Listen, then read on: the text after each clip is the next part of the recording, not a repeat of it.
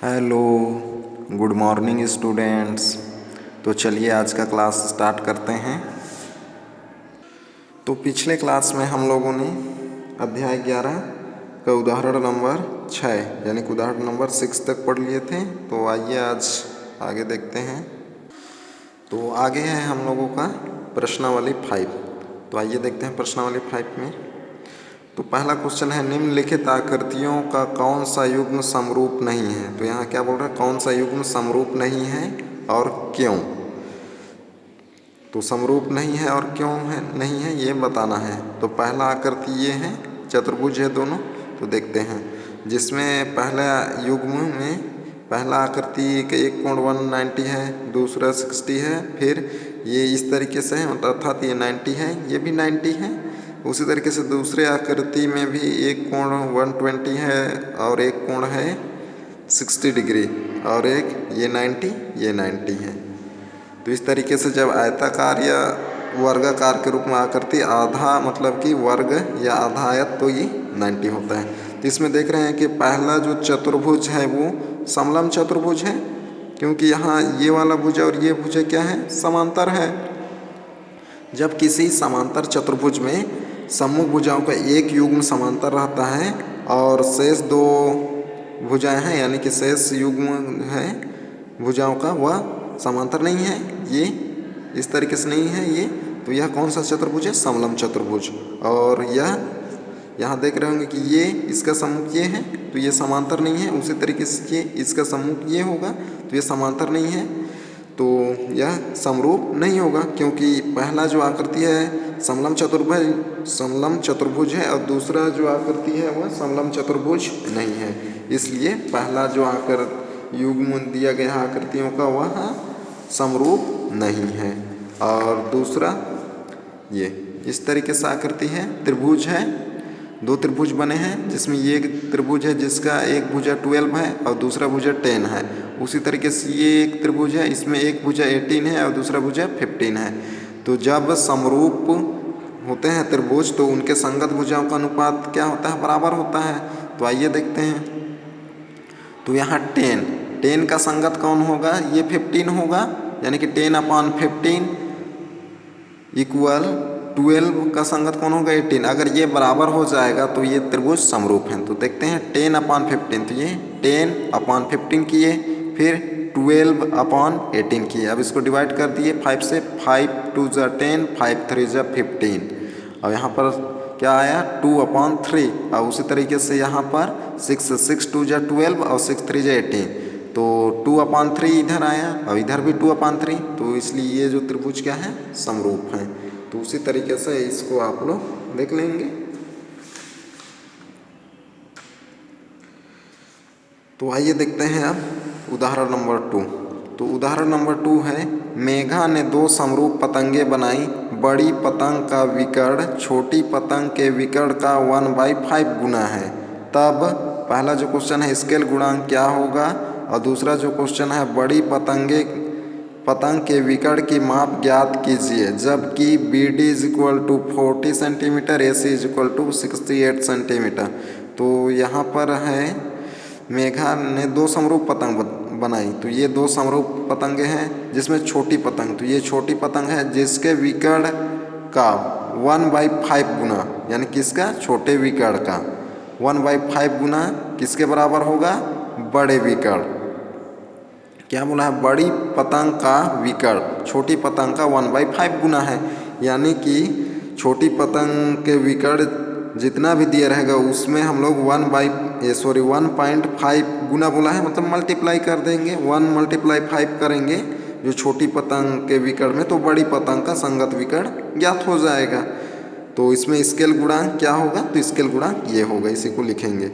तो दूसरा ज्ञात करने क्या है, बड़ी पतंगों के विकर्ण की माप ज्ञात कीजिए, जबकि BD = 40 सेंटीमीटर, AC = 68। तो ये BD = 40 सेंटीमीटर और AC = 68 सेंटीमीटर दिया है। तो इसका बड़ी पतंग का विकर्ण ज्ञात करने के लिए क्या करेंगे, तो स्केल गुणांक तो ज्ञात हो गया, तो बड़ी पतंग का विकर्ण, बड़ा विकर्ण ज्ञात करने के लिए ये बड़ा विकर्ण है, देख रहे हैं छोटी पतंग का तो इसके संगत बड़ी पतंग का बड़ा विकर्ण निकलेगा, और ये छोटा विकर्ण है तो इसके संगत बड़ी पतंग का छोटा विकर्ण निकलेगा।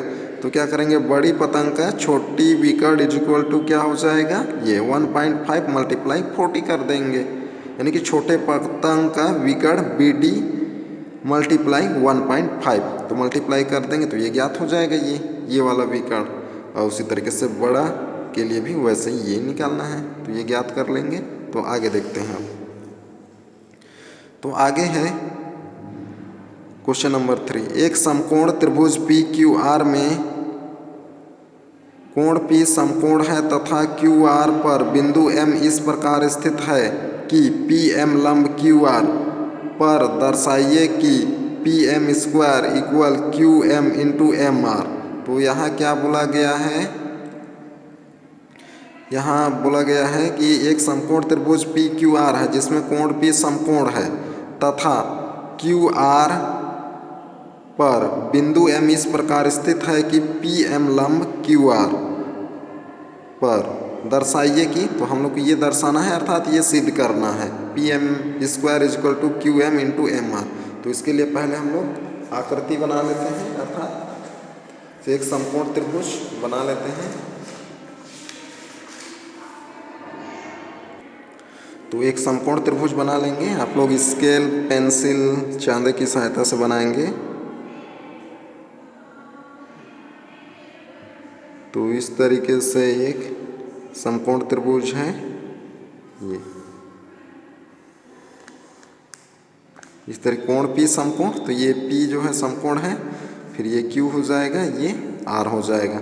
अब क्या बोला है, QR पर M इस प्रकार है कि PM लंब, तो यहाँ पर मान लेते हैं कोई एक बिंदु M है, तो उसमें क्या है PM लंब है, बोला है ऐसा, तो ये M है, तो ये PM लंब है किस पर, QR पर, यहाँ पर 90 बनेगा, तो ये बोला गया है। तो सिद्ध करना है, तो आइए देखते हैं, दिया था उसी को लिख देते हैं। क्या दिया है, इसमें दिया है त्रिभुज PQR, ये दिया था जिसमें कोण P is equal to 90 degree, ये भी बोला गया था, तथा क्या बोला था, ये PM लंब, ये QR था, PM लंब QR, ये बोला गया था। तो सिद्ध करना है, सिद्ध करना है, तो सिद्ध क्या करना है, PM square is equal to, ये PM square is equal to QM into MR, तो ये सिद्ध करना है QM इंटू MR, तो ये सिद्ध करना है हम लोगों को। तो आइए देखते हैं। तो उपपत्ति में हम लोग ले लेते हैं ये त्रिभुज कौन सा, PMR और PMQ में। तो त्रिभुज PMR और त्रिभुज PMQ में, तो इन्हीं दोनों को क्या करना पड़ेगा, समरूप करना पड़ेगा। तो आइए देखते हैं। तो यहाँ पर PMR और PMQ, या इसी को RMP भी लिख सकते हैं या QMP भी लिख सकते हैं। तो ये जो है क्या है, बराबर होगा क्योंकि वह 90 डिग्री है। तो हम लोग लिख देते हैं कोण RMP इज इक्वल क्या हो जाएगा, कोण PMQ, प्रत्येक 90 डिग्री, प्रत्येक 90 डिग्री है, इतना समझ गए। अब देखते हैं त्रिभुज RPQ में, किसमें, RPQ, इसी में। तो RPQ में, तो ये जो कोण है यहाँ से लंब डाला गया है, तो ये दोनों कोणों को प्लस करेंगे तो क्या होगा, 90 के बराबर होगा, अर्थात क्या हो जाएगा, ये MPQ और RPM, अर्थात ये दोनों कोणों का योग क्या है, 90 होगा, क्योंकि ये पूरा 90 डिग्री दिया है। तो हम लोग क्या लिख देते हैं इसको, MPQ। तो कोण MPQ प्लस R, ये कोण RPM, तो ये M P Q plus R P M, ये पूरा क्या है 90 है, तो यहाँ पर हो जाएगा 90 डिग्री। तो ये हो गया, इतना समझ गए। तो यहाँ से हम लोग लिख सकते हैं कोण M P Q is equal to 90 minus कोण आर पी एम। तो ये इसको पक्षांतर कर दिए, तो ये हो गया। अब अतः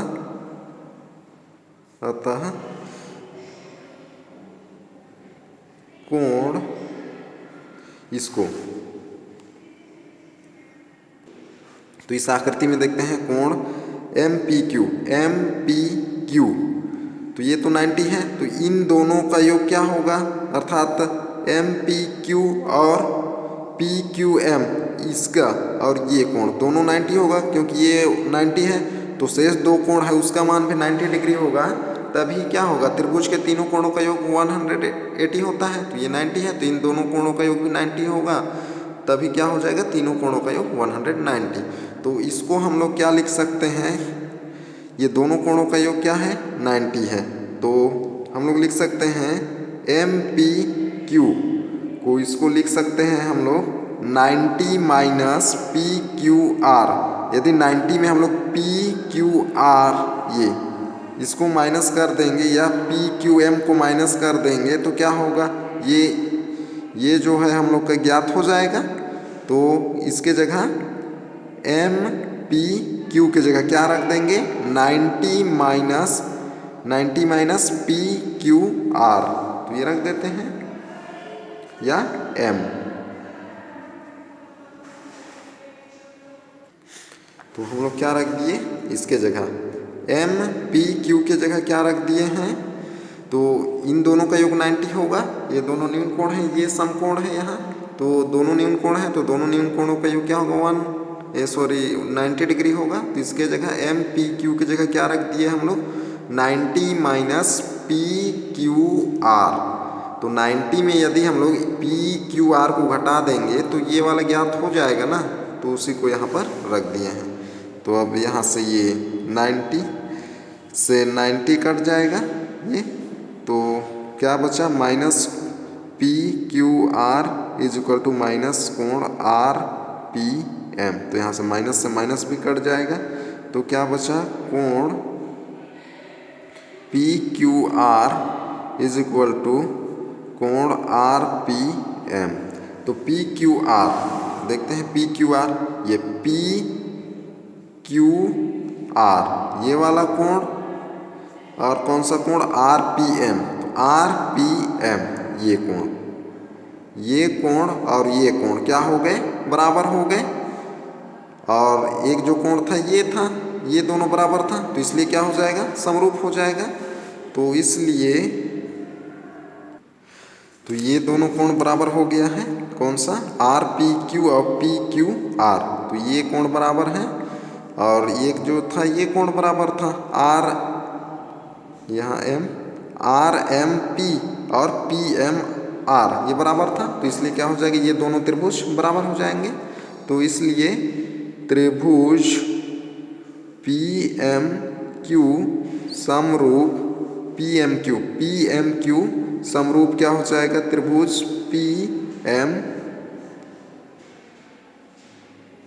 आर। तो ये समरूप हो जाएगा पी एम आर और पी एम क्यू, तब इसका संगत भुजा अनुपातिक होगा, यानी कि समानुपातिक।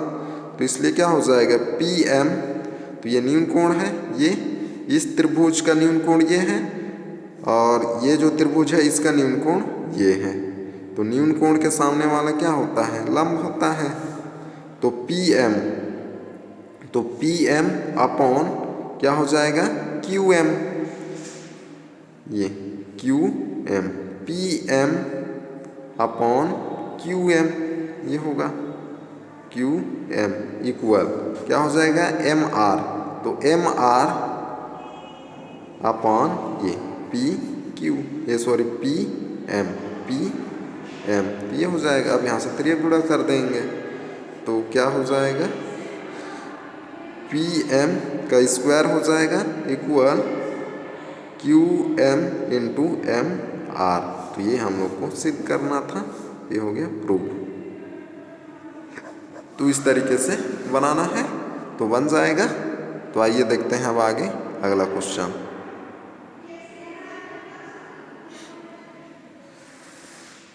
तो आगे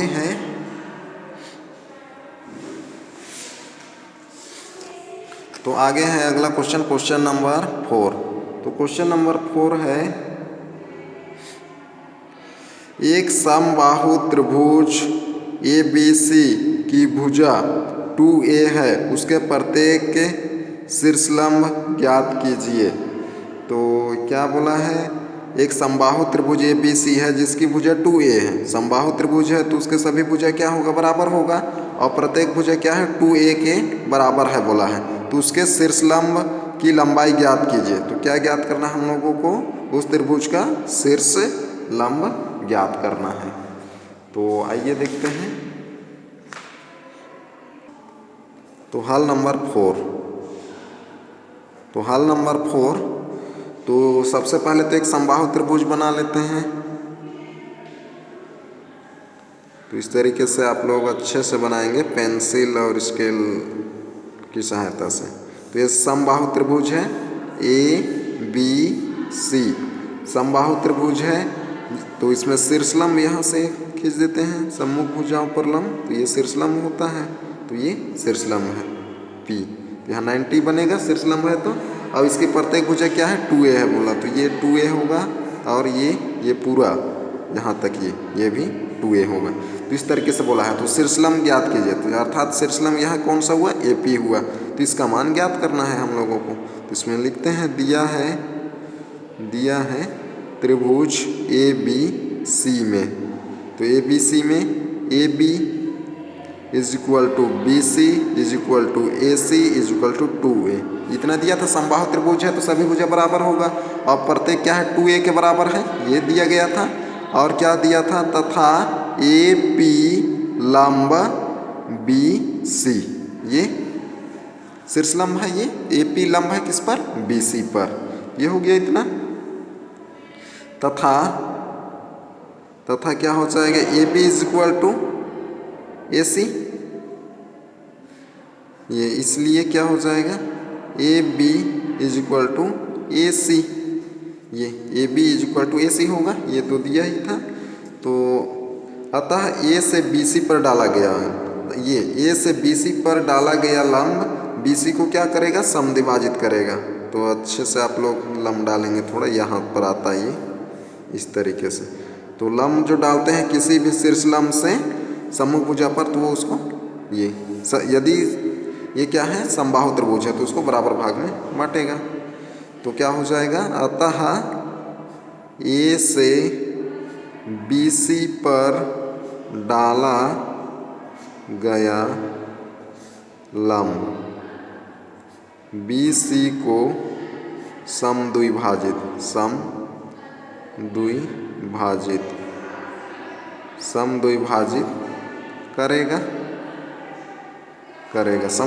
करेगा अर्थात बराबर भाग में बांट देगा। कौन, ये बिंदु P, किसको, BC को, अर्थात BP is equal to PC हो जाएगा।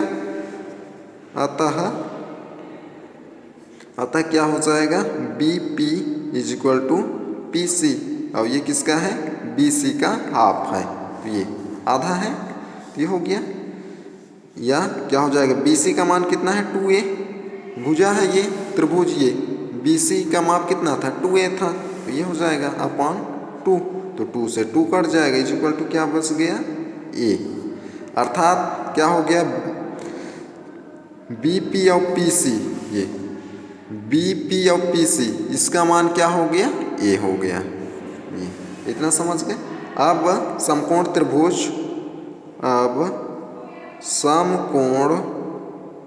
त्रिभुज ABP में, किसमें, समकोण त्रिभुज ABP में क्या हो जाएगा ABP, तो ABP ये समकोण त्रिभुज है, तो यहाँ समकोण है, तो ये कर्ण हो जाएगा, ये आधार हो जाएगा, ये लंब हो जाएगा। तो क्या हो जाएगा AB square is equal to BP square plus AP square, तो क्या हो जाएगा AB square is equal to BP square plus A P square, ये हो जाएगा। पाइथागोरस प्रमेय लगा दिए। इतना समझ में आ गया। तो आइए देखते हैं अब आगे। तो आगे हो जाएगा हम लोग का ए बी का मान कितना था, 2a था, और बी पी और ए पी का मान देखते हैं। बी पी का मान तो ए निकाल लिए थे, तो ए स्क्वायर हो जाएगा प्लस ए पी स्क्वायर। तो इसका मान ही हम लोग को ज्ञात करना है। तो यहाँ पर भी स्क्वायर, तो ये दोनों 2 के स्क्वायर 4 और ए के स्क्वायर ए, और यहाँ पर ए स्क्वायर ही आएगा प्लस ए पी का स्क्वायर, ये हो जाएगा। इसको इधर ले लाते हैं तो क्या हो जाएगा, 4a square minus A square is equal to A P square हो जाएगा। तो यहाँ कितना आ जाएगा, 4a स्क्वायर में 1a स्क्वायर, तो 3a square is equal to A P square, इतना हो जाएगा। या इसी को क्या लिख सकते हैं, A P square is equal to 3a square लिख सकते हैं। तो A P is equal to क्या हो जाएगा, रूट ऑफ 3a स्क्वायर। तो A P is equal to क्या हो जाएगा, अंडर रूट 3a, या इसी को क्या लिख सकते हैं, A P is equal to A under root 3। तो यही है शीर्षलंब का ऊंचाई। तो ये ज्ञात हो जाएगा, ये आंसर। तो इस तरीके से बनाना है तो बन जाएगा। तो आइए देखते हैं अब आगे। आगे है क्वेश्चन नंबर 5। एक त्रिभुज ए बी सी एक समद्विबाहु त्रिभुज है जिसमें कोण सी समकोण है, अर्थात कोण सी 90 डिग्री है। तो सिद्ध कीजिए कि A B square is equal to 2ac square. तो ये सिद्ध करना है। तो क्या दिया गया है, एक समद्विबाहु त्रिभुज है यहाँ पर, यानी कि जिसकी दो भुजा बराबर है और जिसमें कोण सी का मान 90 है। तो सिद्ध करना है A B square is equal to 2ac square. तो ये चित्र बता देता हूँ आप लोगों को। तो क्या है, एक यहाँ पर ये 5 नंबर है, समद्विबाहु त्रिभुज बना लेंगे, यानी कि जिसकी दो भुजा बराबर होगा और वो भी समकोण में। तो ये, तो इस तरीके से ए बी सी ये समद्विबाहु है, तो ये बराबर होगा जिसमें कोण से समकोण है बोला था, ये इस तरीके से। तो ये 90 डिग्री होगा। ये हो गया चित्र। तो इसमें दिया है, लिखेंगे आप लोग क्या क्या दिया है। कोण, एक समकोण त्रिभुज ए बी सी में कोण सी इज इक्वल टू 90 तथा ये दो भुजा अर्थात A C is equal to B C या सी बी, इतना। फिर क्या लगा देंगे, इसमें पाइथागोरस प्रमेय लगा देंगे। तो इसमें लिखेंगे इस तरीके से आप लोग, दिया है त्रिभुज ए बी सी में कोण सी इज इक्वल टू 90 तथा A C is equal to B C लिखेंगे। इसके बाद में त्रिभुज ए बी सी में पाइथागोरस प्रमेय से, तो फिर पाइथागोरस प्रमेय लगा देंगे तो ज्ञात हो जाएगा। जो सिद्ध करना है वो सिद्ध हो जाएगा। तो ये आप लोग बनाएंगे। तो होमवर्क में रहेगा ये क्वेश्चन नंबर 5।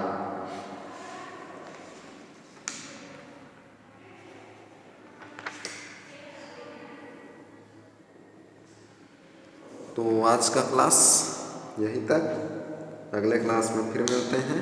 Okay bye.